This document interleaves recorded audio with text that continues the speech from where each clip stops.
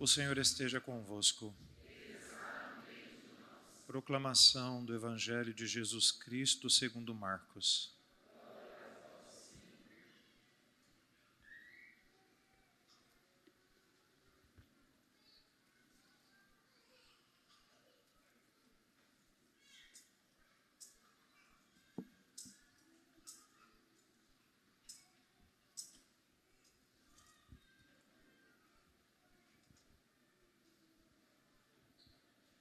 Naquele tempo, Jesus tomou consigo Pedro, Tiago e João e os levou sozinhos a um lugar à parte sobre uma alta montanha e transfigurou-se diante deles. Suas roupas ficaram brilhantes e tão brancas como nenhuma lavadeira sobre a terra poderia alvejar. Apareceram-lhe Elias e Moisés e estavam conversando com Jesus. Então Pedro tomou a palavra e disse a Jesus: Mestre, é bom ficarmos aqui. Vamos fazer 3 tendas, uma para ti, outra para Moisés e outra para Elias. Pedro não sabia o que dizer, pois estavam todos com muito medo. Então desceu uma nuvem e os encobriu com sua sombra, e da nuvem saiu uma voz: Este é o meu filho amado, escutai o que ele diz. E de repente, olhando em volta, não viram mais ninguém, a não ser somente Jesus com eles. Ao descerem da montanha, Jesus ordenou que não contassem a ninguém o que tinham visto, até que o Filho do Homem tivesse ressuscitado dos mortos.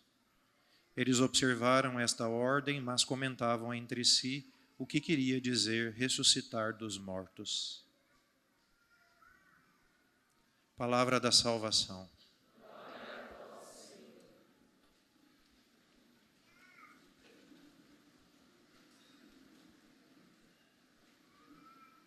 Meus irmãos, eu queria hoje partir a minha meditação deste texto do livro do Gênesis que nós ouvimos, que conta um episódio muito significativo e importante da vida de Abraão. Nós sabemos que Deus chamou Abraão da cidade de Harã, que era uma cidade na então conhecida Mesopotâmia, ou também Caldeia, porque os povos daquela região eram conhecidos como caldeus, que hoje seria mais ou menos onde está o Iraque. É claro que não coincide exatamente. Então Abraão deixa a sua terra e vai em direção àquela terra que Deus havia prometido que lhe daria. E não só lhe daria uma terra, mas daria também uma descendência, como depois ele vai repetir várias vezes, tão numerosa quanto as areias da praia e as estrelas do céu. Claro, isso são sempre expressões muito bonitas pelo significado delas, e ainda que sejam, sob certo aspecto, podemos dizer assim, metafóricas, mas elas apontam para uma realidade misteriosa que nem Abraão foi capaz de compreender. E então Abraão deixa tudo e vai. E o tempo vai passando, os anos vão passando, e Abraão não vê aquela posse da terra chegar. Pelo contrário, ele vive como nômade, vai passando de um lugar a outro, inclusive por causa da carestia que houve na terra como um todo, ele acaba tendo que descer para o Egito para sobreviver, que já era em certa medida um prenúncio daquilo que aconteceria com seus descendentes. E por fim, o tempo ia passando e Abraão não só não via a posse da terra acontecer, como na verdade também não via aquela descendência numerosa que Deus lhe havia prometido. O que também para nós, eu não vou me dedicar tempo hoje para explicar isto, mas também isso é muito interessante, como às vezes as promessas de Deus nós não as vemos como nós gostaríamos. É curioso que Abraão vai morrer e a única terra que ele vai possuir é um mausoléu, uma terra onde se transforma depois no mausoléu onde ele enterra Sara e onde ele mesmo é enterrado. Ou seja, a única terra que Abraão possui antes da sua morte é um cemitério, para a gente ter noção de como é a situação de Abraão e de depois por que ele é conhecido como o pai da fé. E depois, na sua velhice, por uma graça de Deus muito grande, a sua esposa Sara concebe o filho a quem ele dá o nome de Isaque. E num determinado momento, eu aqui também não tenho tempo de explicar como ler direitinho esta passagem, né, para que ela não se torne contraditória com outras passagens da Sagrada Escritura, Deus pede a Abraão que tome o seu filho e que vá para uma terra, para uma terra chamada de Moriá, a um monte que também leva esse nome de Moriá, e lá sacrifique esse seu único filho. Então isso é uma coisa, a gente precisa se colocar no lugar de Abraão. Então imagina, né, você passou a vida inteira esperando uma promessa se cumprir. Deus dá na velhice a Abraão e a Sara um filho. E o menino começa a crescer e Deus disse: agora você vai e mata este filho que eu te dei. Então imagina qual era o drama interior de Abraão naquele momento. Mas Abraão, isso é muito bonito, porque depois na carta aos Hebreus o autor vai interpretar muito bem esse texto, né? Ele não hesita minimamente, né? Ele não pergunta por quê, ele não questiona Deus, mas como isso vai acontecer? O Senhor me deu o menino, agora me pede para sacrificá-lo, né? Não, absolutamente nada. Ele simplesmente fala com seus servos e diz: vamos, me acompanhem, porque tenho que oferecer um sacrifício ao Senhor. Toma seu filho e vai a esta região, a este monte chamado Moriá, que depois é interessante, a própria Escritura reconhece como sendo o monte sobre o qual está construído Jerusalém, né? Isso está no livro de 2 Crônicas, no capítulo 3, versículo 1. E muito interessante, porque depois também vai ser lá onde Cristo vai ser sacrificado, né? Só para a gente ir vendo como a história vai se construindo. Então Abraão toma seu filho e vai, e na hora em que levanta a faca para sacrificar aquele seu filho, Deus disse: para, né? Agora eu sei que você está disposto a oferecer tudo por causa da fé e da obediência aos meus mandamentos. Por que eu estou chamando a atenção para este fato, né? Porque é muito bonito hoje na segunda leitura, como São Paulo vai dizer, né? Se Deus é por nós, quem será contra nós? Ele que não poupou o seu único filho, mas nele nos deu todas as coisas. Porque, na verdade, a partir deste texto da carta de São Paulo, quando nós olhamos para esta passagem da vida de Abraão, então, na verdade, nós devemos lê-la como uma espécie de sinal, ou podemos dizer como uma espécie de pré-figura. Na verdade, aquele pai que tem a coragem de sacrificar por causa do seu amor a Deus, por causa da sua obediência na fé, o seu único filho ao Senhor, na verdade, é a figura do pai que, por causa da obediência ao seu amor pela humanidade, é claro, porque Deus não tem ninguém a quem obedecer, né? Por causa da obediência ao seu amor por causa da humanidade, está disposto também a oferecer o seu único filho para nos salvar. Então, o que, na verdade, vamos dizer assim, está em jogo nessa história de Abraão, além, é claro, da sua prova da fé, né? Mas, na verdade, podemos dizer assim, uma imagem que já desde o Antigo Testamento, Deus está querendo nos ajudar a enxergar do tamanho do seu amor e de como Ele está disposto a provar esse seu amor por nós. Eu queria que vocês deixassem esta pequena meditação que eu fiz sobre Abraão guardadinha aqui no horizonte da nossa visão, para eu agora entrar naquilo que parece que é mais próximo de nós, que é a celebração do tempo da Quaresma. É interessante porque, junto com este sacrifício de Abraão oferecido no Monte Moriá, né? Claro, o sacrifício não se cumpre, né? Mas Deus pede que ele sacrifique. A igreja nos faz ler um outro texto, onde Deus de novo chama agora seus apóstolos a subirem um outro monte, que é o Monte da Transfiguração. E este convite de Jesus aos seus apóstolos, e esta passagem da Transfiguração, se nós tomarmos o Evangelho e lermos, ela vai acontecer num momento, podemos dizer assim, muito importante da vida de Jesus com seus apóstolos. Eu já expliquei isso aqui antes, por isso só vou fazer menção. A primeira parte da vida de Jesus, ele passa com seus apóstolos na Galileia, que era a parte mais norte da terra de Canaã, e não só passa lá na Galileia, mas é lá onde ele faz a maior parte dos seus milagres. Num determinado momento, Jesus toma uma decisão de subir a Jerusalém. Se a gente lê Mateus, Marcos e Lucas, a gente vai ver que o episódio da Transfiguração, na verdade, ele acontece justamente no início desta caminhada de Jesus para Jerusalém. Hoje nós ouvimos o Evangelho de São Marcos, no capítulo 9, mas isso aparece no capítulo 16 do Evangelho de São Mateus e aparece também no capítulo 10 do Evangelho, no capítulo 9, no finalzinho do capítulo 9 do Evangelho de São Lucas. Né? Aquele momento em que Jesus, sabendo para onde a sua vida estava caminhando, ele diz aos apóstolos, nós temos que ir para Jerusalém. E ele começa um caminho com seus apóstolos, e o caminho que ele faz é, em primeiro lugar, o seu caminho pessoal, mas ao convidar os apóstolos também, ele está fazendo esse convite de um caminho que os cristãos, os primeiros cristãos deveriam fazer com ele, e depois que era o caminho de todos nós.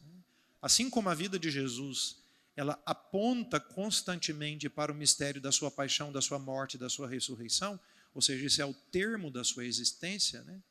E o caminho que Jesus está fazendo com os apóstolos, saindo da Galileia e ir para Jerusalém, é também o caminho que vai levá-lo à cidade santa, que é Jerusalém, e vai levá-lo ao mistério da sua paixão, morte e ressurreição, também como nós somos chamados a fazer este caminho. E nesse sentido, a nossa vida se assemelha àquela de Abraão. Nós somos chamados, podemos dizer metaforicamente, da nossa cidade, somos chamados a deixar tudo e somos chamados a fazer um caminho em procura da terra prometida, que para nós não é um pedaço de terra, mas é a eternidade feliz com Deus. E neste caminho que nós estamos fazendo com o Senhor, como era aquele caminho dos apóstolos e como era o caminho de Abraão também, né? Inevitavelmente, como Abraão, como Cristo e como qualquer outro cristão, isto não é nem prerrogativa, nem vantagem, nem desvantagem, nem um chamado exclusivo para alguns, mas para todos nós. Né? Este caminho vai ter que passar pelo sacrifício. Né? Metaforicamente, a gente pode dizer que cada um de nós tem um Isaque que, inevitavelmente, o Senhor, como Ele mesmo fez, porque o Pai também entregou o seu Isaque por nós, o seu único filho. Né? Inevitavelmente, cada um de nós que segue Jesus Cristo, em algum momento da sua vida, vai se ver confrontado diante dessa necessidade de também fazer o sacrifício do seu próprio Isaque, dito metaforicamente. E a quaresma que nós estamos vivendo este ano, né, na verdade, é, do ponto de vista litúrgico, uma espécie de resumo, ou também a gente pode dizer, uma espécie também de sinal, de metáfora. Não é propriamente uma metáfora, mas é uma espécie de comparação daquilo que é a nossa vida. Então, nós estamos caminhando com o Senhor. E a meta que nós estamos procurando é paixão, morte e ressurreição. Ou seja, é aquela meta de chegarmos à terra prometida. E nós precisamos fazer isto através de um caminho de sacrifício. Né? E o Senhor que nos ama e nos chama a este caminho é o mesmo que chamou Abraão. Então, Ele que nos pede, né, não nos pede uma prova no sentido de que Ele fica nos testando, não é isto. Né? Mas o Senhor quer que, em primeiro lugar, nós o amemos acima de todas as coisas. Isso é um dos sentidos do sacrifício de Isaque. Abraão precisava amar mais Deus do que o seu próprio filho. Né? Então, porque Ele quer que nós o amemos acima de todas as coisas. E também, claro, que nos amemos uns aos outros e que estejamos dispostos, por causa deste amor, a fazer pequenos e grandes sacrifícios. Então, o Senhor que nos chama a este caminho, como diz o texto da carta a São Paulo, Ele não nos deixa só. Né? E, na verdade, Ele não só não nos deixa só, como Ele nos dá tudo o que é necessário no Seu Filho Jesus Cristo para que a gente faça esse caminho. E aí é que vem o caminho, que vem a passagem da transfiguração. Né? Hoje, para nós religiosos, padres ou outras pessoas que têm costume de rezar a liturgia das horas, no ofício das leituras, a gente leu hoje um texto belíssimo de São Leão Magno, que diz que Jesus, indo para a cidade santa e sabendo que lá morreria, Ele sobe ao Monte Tabor, ao Monte da Transfiguração, para revelar aos seus apóstolos a sua divindade, para convidá-los para essa intimidade, onde Ele revelaria quem Ele era. Mas, ao mesmo tempo, para esta nuvem do mistério. Né? Cristo chama os apóstolos para perto de si, para a comunhão dele com o Pai. Né? Porque, na verdade, naquele momento, o que acontece é que também o Filho e o Pai se encontram na plena comunhão, a ponto de o Pai revelar aos apóstolos, este é o meu Filho. Né? Então, Deus chama, através de Jesus Cristo, chama os seus apóstolos para que eles pudessem, vendo o seu amor, vendo a sua glória, penetrado dentro deste mistério da comunhão do Pai e do Filho, eles encontrassem força e luzes para diante da cruz não se escandalizarem, não esmorecerem. E o que Deus faz conosco, e o que Deus quer fazer conosco, é o mesmo. Ele nos chama, então, para esta comunhão consigo. Ele nos chama a estar próximo de si. Ele quer caminhar conosco, quer caminhar junto de nós, para que também, como aconteceu com os apóstolos, na hora em que ele nos pedir o sacrifício, na hora em que tivermos também nós que levantar a faca para o nosso Isaac, não nos falte as luzes necessárias e as graças necessárias para que a gente possa enfrentar estes momentos de dificuldade. E no nosso caminho ordinário, isso se dá de tantas maneiras. Então, por exemplo, o que nós estamos fazendo aqui? A Santa Missa, na verdade, é o monte, podemos dizer, por excelência da transfiguração. Aqui Cristo sobre o altar também se vela nesta nuvem do mistério, mas ao mesmo tempo se revela através do seu amor e através da sua palavra, para que a gente entre em comunhão com Ele. Mas a maneira mais, vamos dizer assim, ordinária para a maioria das pessoas, porque nem todos conseguem participar diariamente da celebração da missa, a maneira mais ordinária para a maioria das pessoas de entrarmos nesta comunhão com o Senhor, entrarmos nesta nuvem do mistério onde Deus se vela e se revela, de entrarmos nesta comunhão com Deus onde Ele nos mostra o seu esplendor, de subirmos neste monte da união com Deus é a oração. Então, a maneira ordinária onde a maioria de nós tem para se encontrarem com o Senhor e nesse encontro aurirem força para essa caminhada quaresmal, para essa caminhada do sacrifício. Mas em última instância a gente pode dizer, porque a quaresma é uma metáfora da vida, para a caminhada da nossa vida é a oração. Por isso eu queria dedicar algumas palavras sobre este tema da oração, porque me parece importante, porque no caminho da quaresma isto é fundamental que nós também tomemos como propósito de quaresmal de intensificarmos a nossa oração. Então, o que seria propriamente a oração? Nós muitas vezes achamos que oração, é claro, porque podemos também aplicar este nome àquelas fórmulas feitas que nós conhecemos. Então, o Pai Nosso é uma oração, a Ave Maria é uma oração.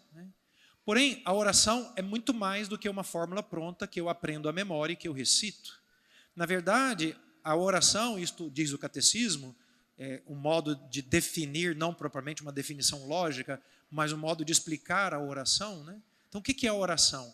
Este dom de Deus que nos dá a possibilidade de entrar numa aliança de amor com Ele. Então, no fundo, a oração é este espaço da relação que nós constituímos com o Senhor. E por isso, essa metáfora do monte, ou esta analogia do monte que Jesus várias vezes fez, Jesus subia ao monte para rezar, Jesus convidou seus apóstolos para subirem ao monte na transfiguração e etc. Então, isto é uma imagem que nos mostra que este espaço da nossa relação com o Senhor, onde nós construímos com Ele comunhão, isto nós podemos chamar de oração. Então, todo aquele tempo dedicado, formal ou informalmente, que nos ajuda a nos aproximar da comunhão com o Senhor, nós podemos chamar de oração. E é desta relação com Cristo que nós encontramos as forças para o nosso caminho. Por isso, Santo Afonso Maria de Ligório, no seu livro sobre a oração, eu não sei se ele é o primeiro a fazer essa afirmação, pode ser que antes dele alguém tenha feito, porque não é raro isto, mas ele é o primeiro que a gente vê escrito num livro. Ele vai dizer: quem reza se salva, quem não reza se condena. Não é porque não rezando Deus vai nos condenar, mas porque sem a oração é impossível a gente encontrar as graças necessárias para fazer este caminho de conversão que nos faz passar depois pelo mistério da paixão, morte e ressurreição. Sem a nossa proximidade com Deus, nenhuma coisa que Deus nos propõe é possível ser cumprida. Nós, às vezes, achamos difícil demais os mandamentos que Deus nos pede. Imagina, Abraão também achava difícil, certamente, enfiar a faca no seu filho, sacrificar o seu filho. Então, É natural que o Senhor nos peça nesse caminho os sacrifícios que nos custam muito. Mas Ele não teria pedido nada se Ele não nos desse as graças para nós vivermos. Por isso, de novo, o texto de São Paulo. Né? Se Deus é por nós, quem irá? Ele que nos deu tudo no seu Filho. Se Ele nos deu tudo no seu Filho, então tudo que Ele nos deu no seu Filho é o suficiente para nós fazermos esse caminho. Desde que nós estejamos na comunhão com o seu Filho. E o modo que nós construímos essa comunhão ordinária é na nossa relação com Jesus pela oração. Por isso que quem reza vai encontrar as graças necessárias para fazer este caminho. Isso tem uma coisa muito bonita, não tem absolutamente nada de teoria. Olha para as pessoas que estão rezando constantemente, aquelas que procuram constantemente o Senhor. Elas vão passar por diversos momentos de sofrimento e tribulação, mas sempre encontram, de algum modo, forças para continuar. E por isso, no caminho da quaresma, é necessário que a gente dedique tempo à oração. E aqui é muito importante a gente lembrar de uma outra coisa. A oração não nos surge espontaneamente, a não ser depois de um longo caminho de oração. Então, eu não posso esperar levantar de madrugada, assim, espreguiçar, o sol está lindo, aí surge assim lá do fundo do meu coração espontaneamente uma vontade enorme de rezar. Não. Quando a gente levanta de manhã, provavelmente dá vontade de comer, dá vontade de não sair da... Espontaneamente, certamente vai dar isso, né?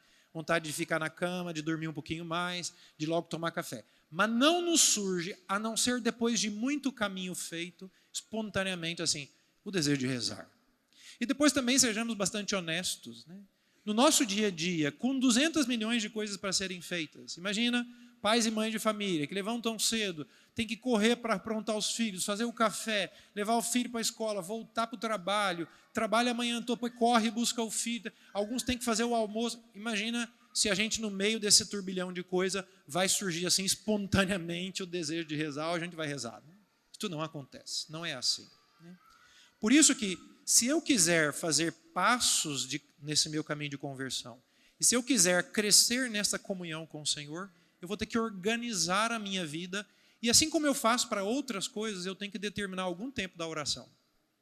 Assim como tem hora para levantar, tem hora para arrumar o café e tomar o café, tem hora para buscar os meninos na escola, tem hora do trabalho, tem hora para tudo nessa vida, a gente também tem que organizar o nosso dia a dia e dizer, esta vai ser a hora da oração. A gente tem que fazer uma espécie de plano de vida, né? Que inclua, além de tantas outras coisas importantes para a nossa vida, que inclua também o tempo da oração. Cada um depois, claro, vai escolher o tempo em que pode. Às vezes hoje, na segunda-feira é um momento, na terça-feira é outro, no final de semana é outro. Né? O domingo a gente deveria, por excelência, deixar mais tempo para a oração, justamente porque é um dia de descanso, e a gente poderia e deveria dedicar mais tempo a isto, né?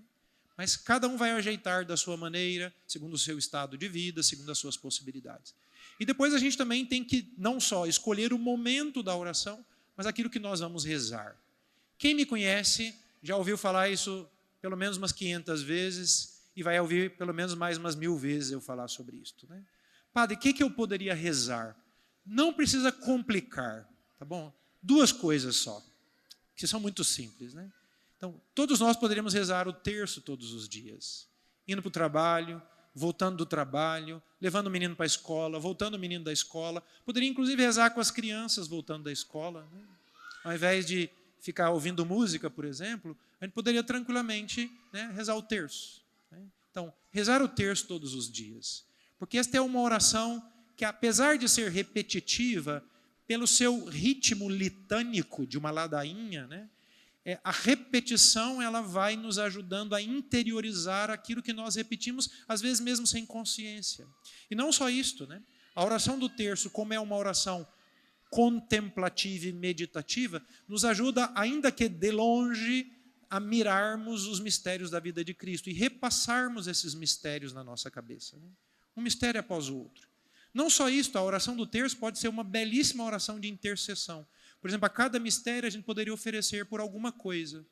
Pelo um filho que está doente, que está tendo problema na escola, pelo meu casamento que não vai bem, por aquele meu amigo que na semana passada ou na semana retrasada, nessa quaresma, eu me me comprometi a visitá-lo porque ele está com algum problema, dificuldade. Eu posso rezar pelo meu trabalho, pelas crises que eu estou enfrentando, no matrimônio, no trabalho, nas relações. Então, cada mistério pode servir como um momento de intercessão. Isto é muito fácil de fazer. Eu, por exemplo, coloquei no console do meu carro lá uma dezeninha do terço. Quando eu sei que o meu dia vai ser tumultuado, eu entro de casa, antes de sair da garagem, eu faço o sinal da cruz e já começo. Creio em Deus Pai Todo-Poderoso. Não tem nenhum problema. Se não tem outro momento, reze no carro. Se não tem outro momento, reze fazendo a caminhada do final da tarde, entendeu?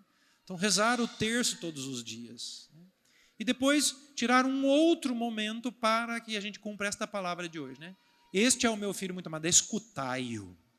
Nós precisamos escutar a palavra de Deus. E eu penso que aqui também é um outro passo que todos nós cristãos deveríamos dar. Deixar algum tempo para ouvirmos esta palavra. Por quê?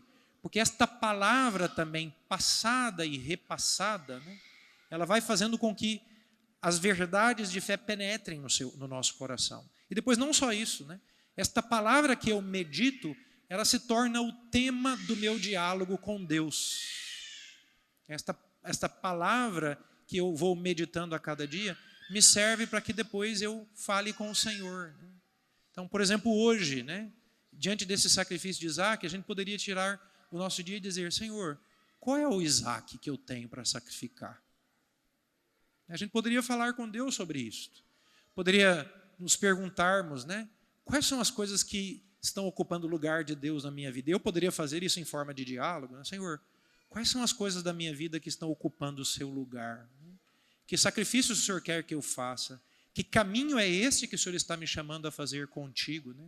Quais são os passos de conversão que estão me levando ao mistério da minha paixão, da morte, da minha ressurreição? Né? Para onde o Senhor está querendo me levar? Né? Então, a palavra não é só um trabalho intelectual, né, de meditação. No fundo, meditamos a palavra para que ela nos ajude nesse diálogo íntimo com Deus. E entrando, por assim dizer, nesta nuvem do mistério onde Deus se vela e se revela, subindo nesse monte que é Cristo, a gente vai encontrando as graças para a nossa caminhada. Por isso, eu queria terminar a minha homilia, como eu fiz na semana passada, fazendo indicação, a da semana passada era a confissão, né? Eu queria indicar para esta semana, quem não tem o hábito, se empenhe esta semana para rezar o terço, todos os dias. Todo mundo pode fazer. Padre, eu não sei o mistério, não tem problema. Pega lá, na bolinha sozinha é Pai Nosso, nas que estão juntas é Ave Maria. Vai rezando assim, não tem problema. Não sei. Ou baixa um aplicativo que você sabe. Né? Mas tire tempo e vamos rezar todos os dias dessa semana o terço. E depois também eu queria encorajar vocês, pelo tempo que vocês conseguirem. Algumas pessoas vão ser 5, 10 minutos, outras vão ser 15, outras vão ser... Não tem problema. Não é tanto uma questão de tempo, mas de estarmos com o Senhor. Né? Tirar algum tempo para meditar a palavra, para escutar o Evangelho. Padre, qual o Evangelho? O do dia. Baixa o aplicativo lá, Liturgia Diária, e tire 10, 15 minutinhos. Leia aquele Evangelho, pense um pouquinho, depois fale com Deus a partir dele. Né? Não tenho dúvida nenhuma que se a gente começa algo assim e se empenha para perseverar, nós não vamos encontrar graça só para esta quaresma, para a conversão dessa quaresma, mas como vamos encontrar também as graças necessárias para o nosso caminho da vida. Louvado seja o nosso Senhor Jesus Cristo.